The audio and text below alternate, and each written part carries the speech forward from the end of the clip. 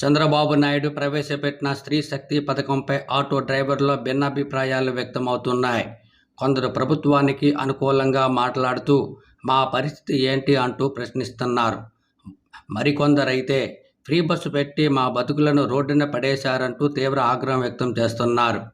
మహిళల కోసం స్త్రీ శక్తి పథకం పెట్టడం మంచిదే, దానికి మేము వ్యతిరేకం కాదు, కానీ మా బతుకులను రోడ్డున పడేయడం మంచిదేనా?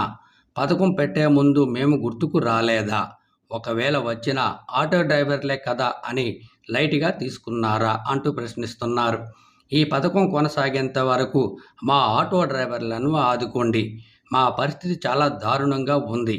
మా బాధలు బయటకు చెప్పుకోలేక ఇంటిలో మానసికంగా ఒత్తిడికి గురి కావడం, భార్య పిల్లల ముఖాలను నేరుగా చూడలేని పరిస్థితి నెలకొందని ఆవేదన వ్యక్తం చేస్తున్నారు. అంతేకాదు, గతంలో ఆటో సర్వీస్ చేసుకుని ముగించుకుని ఇంటికి వెళ్ళేటప్పుడు రోజుకు 500 నుంచి 700 రూపాయల వరకు తీసుకెళ్లేవాళ్ళం. దీంతో కొంతైనా ఆర్థిక ఇబ్బందుల నుంచి బయటపడేవాళ్ళం. కానీ ఇప్పుడు అలా లేదు. ఫ్రీ బస్సు పెట్టిన తర్వాత ఆటో సర్వీసులు పూర్తిగా పడిపోయాయి. ప్రతి ఒక్కరూ ఫ్రీ బస్సులో ప్రయాణం చేయడం వల్ల కనీసం టిఫిన్ ఛార్జీలు కూడా రావటం లేదంటూ కంటతడి పెట్టుకుంటున్నారు. ప్రధానంగా ఆటోలపై ఫైనాన్స్ తీసుకున్నాం, దానికి ప్రతిరోజు కొంత సొమ్ము చెల్లించాలి. ఫైనాన్స్ వ్యక్తికి సకాలంలో డబ్బులు చెల్లించకపోతే 1 రోజు 2 రోజులు చూస్తారు, 3వ రోజు మా బండిని తీసుకుపోతారు. అప్పుడు మా పరిస్థితి ఏంటి అంటూ ఆందోళన చెందుతున్నారు. ఆటో డ్రైవర్ల బతుకులు బాగుండాలంటే చంద్రబాబు నాయుడు మాపై ప్రత్యేక దృష్టి సారిస్తే కానీ మా పరిస్థితి బాగుపడదు అంటూ ఆవేదన వ్యక్తం చేస్తున్నారు. ఆటో డ్రైవర్లు బతికి బట్టగట్టాలంటే చంద్రబాబు నాయుడు గతంలో మాజీ సీఎం జగన్మోహన్ రెడ్డి లాగా ఆర్థిక సహాయం చేయాలంటూ కోరుతున్నారు. అలాగే జగన్మోహన్ రెడ్డి సంవత్సరానికి 10,000 ఇచ్చేవారు. ఆ మొత్తాన్ని దేనికో ఒకదానికి ఉపయోగపడేది. చంద్రబాబు ఎన్నికల ప్రచారంలో ఆటో డ్రైవర్లకు సంవత్సరానికి 20,000 రూపాయలు ఇస్తానని ప్రకటించారు. అధికారంలోకి వచ్చిన తర్వాత 20,000 మాటేమో కానీ 16 నెలలు కావస్తున్న ఒక్క పైసా కూడా మాకు ఇవ్వలేదంటూ గుర్తు చేస్తున్నారు. చివరగా ఉచిత బస్సు పథకం వచ్చిన తర్వాత ఆటో డ్రైవర్ల బతుకులు మాత్రం ప్రశ్నార్థకంగా మారాయి అనడంలో ఎలాంటి సందేహం లేదు. మాకు అసలు భారాలు లేవండి, నానా బాధలు పడుతుంది. కరోనాలోనైనా పర్లేదండి, చిన్న చిన్న ఉంది కానీ అస్సలు లేవండి.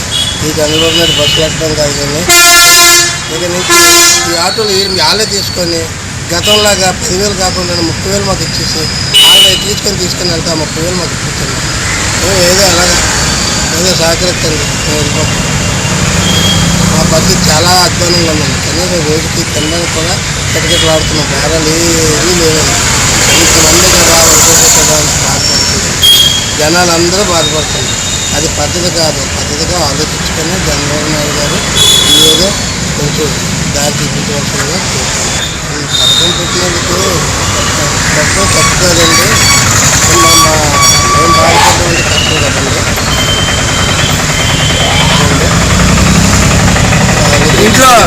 ఇంట్లో ప్రాబ్లమ్స్ ఎలాగున్నాయి? ఉచిత బస్సు పెట్టడం వల్ల పిల్లల చదువులు కానీ ఎంతమంది పిల్లలు ఉన్నారు? ఎక్కడ చదువుతున్నారు? అయిపోయిందా? మరి ఇంట్లో పోషకాలు ఎట్లా జరుగుతుంది? ఏం జరగలేదు. ఆటో మీద ఏమన్నా లోన్ ఉందా? ఫైనాన్స్ పర్లేనా? ఫైనాన్స్ కట్టకపోతే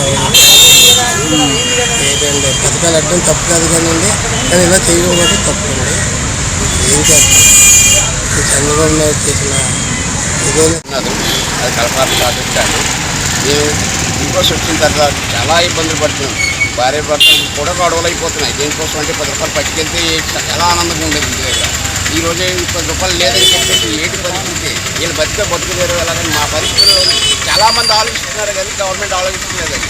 మాకు ఏదైనా సహాయం గవర్నమెంట్ ద్వారా ఏదైనా సహాయం చేయించి మా బాధలు మీరైనా కనిపిస్తే మేము చాలా ఆనందపడతాం. ఎందుకోసం అంటే 10 మంది బతుకుల్లో ఫ్రీ బస్సు పెట్టారు, ఫ్రీ బస్సు పెట్టారు. ఫ్రీ బస్సు పెట్టిన తర్వాత ఆ బస్సులు ఫ్రీగా ఖాళీగా వెళ్ళినా కూడా మాకు ఆటో ఎక్కడానికి పాలసీ లేదండి. ఇప్పుడు ఆటో స్టాండ్ ఉందంటే 10 మంది అక్కడ బస్ స్టాప్ దగ్గర నిలబడి వాళ్ళు కొట్టేసుకుని చచ్చిపోయినా కానీ ఆటో ఎక్కట్లేదు. మా పరిస్థితి చాలా దీనంగా ఉంది. గవర్నమెంట్ కానీ చంద్రబాబు నాయుడు గారు ఎవరైనా మాకు సాయం చేసి ఆటో వాళ్ళు ఇలాగ ఉన్నారు పరిస్థితి ఏంటని చెప్పేసి మమ్మల్ని ఆదుకుంటారని కోరుకుంటున్నాం. మాకు బండి ఫైనాన్స్లు ఉన్నాయండి. ఆ బండి ఫైనాన్స్ ఎప్పుడు బండి ఎట్టుకెళ్ళిపోతారో కూడా తెలియని పరిస్థితి అన్నమాట. ఇప్పుడు ఇంట్లో కూడా పెట్టడమే కష్టం అయిపోతుంటే మీ ఫైనాన్షియల్ ఎలా కట్టుకుంటాం? రోడ్డు మీద బయట ఎవరి దగ్గర అప్పు చేస్తాం మీలాంటి వాళ్ళ దగ్గర. మీలాంటి దగ్గర అప్పు చేసిన తర్వాత అది కట్టకపోతే వాళ్ళు మా బండి వాళ్ళు ఆఫ్ చేస్తున్నారు, ఫైనాన్స్ వాళ్ళు ఆఫ్ చేస్తున్నారు.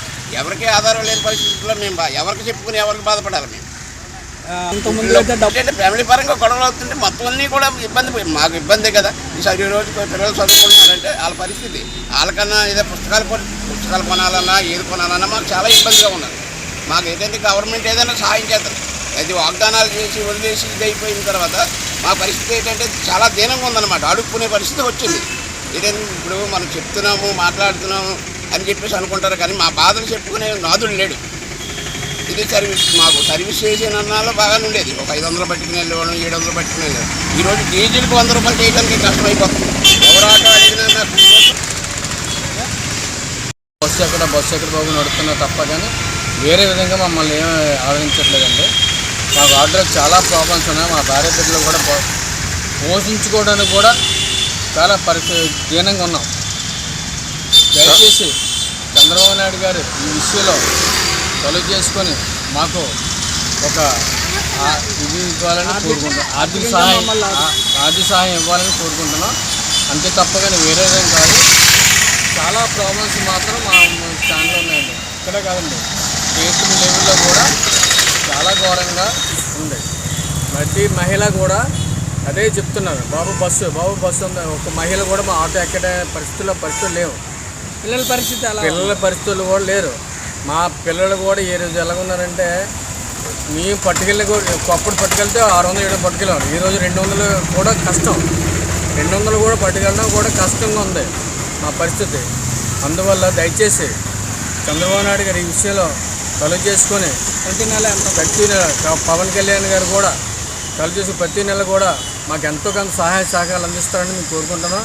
అంటే వాళ్ళ వల్ల మాకు ఇదేం లేదు, చేసారు తప్పేం లేదు, మహిళలు కూడా తప్పే అని మేము అనలేదు, చేయడం తప్పేం లేదు. ఆ విషయంలో మేము నా పేరు వంశకుమార్ అండి. నేను చోడవరం నుంచి ఇక్కడికి వైజాగ్లోని సర్వీస్ చేసుకుందామని వచ్చాను. ఎందుకంటే విలేజ్లో ఉన్న బస్సులు అనకాపల్లి చోడవరం తిరిగేవాడిని ఇంతకుముందు. ఆ తిరిగినప్పుడు ఏమొచ్చి ఇప్పుడు ఫ్రీ బస్ ఎట్టడం వల్ల ఇంకా మొత్తం ఆడవాళ్ళందరూ ఇంకా బస్సుకి ఎక్కడం వల్ల అక్కడ సర్వీస్ లేక చోడవరం నుండి ఇక్కడికి దగ్గర ఒక 50 కిలోమీటర్ల దూరం ఇక్కడికి వచ్చి ఇక్కడ ఏదో ఆన్లైన్లోనైనా ఏదో సర్వీస్ చేసుకుందాం అనుకుంటే ఆ సర్వీస్ కూడా లేదు. గవర్నమెంట్ చేసింది ఆడవాళ్ళకి అంటే ఉపాధిగా పనులకు వచ్చిన వాళ్ళకి వాళ్ళకి ఉపయోగపడవచ్చేమో, కానీ ఒక విధంగా మాకు చాలా ఇబ్బంది పెట్టినట్టే అయ్యింది. కాకపోతే ఒక విధంగా మమ్మల్ని కూడా ఒకసారి ఆటో మేము దాని మీద కూడా బతుకుతున్నాం కాబట్టి దాని మీద ఒకసారి ఆలోచించి మా బ్రతుకులు కూడా ఒకసారి ఆలోచించి ఒక సరైన నిర్ణయం తీసుకోవాలని ఆ గవర్నమెంట్ని అడుగుతున్నామండి.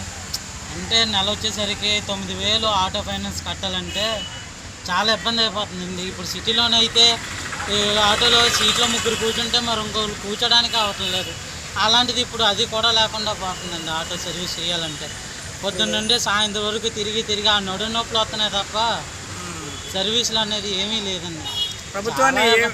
ప్రభుత్వాన్ని ఏం కోరాలనుకుంటున్నారు? ఆమె అంటే ఇంతకుముందు గత ప్రభుత్వం ఉన్నప్పుడు ఏం చేసి సంవత్సరానికి 15,000 చొప్పున ఇచ్చి ఏదో చేసేవారు. వాళ్ళ ప్రభుత్వం వాళ్ళు ఏదనుకున్నారో అది చేశారు. ఈ ప్రభుత్వం మా ఆటో వాళ్ళ ఉద్దేశం అంటే అందరూ ఉన్న వాళ్ళు ఉంటారు, లేని వాళ్ళు ఉంటారు.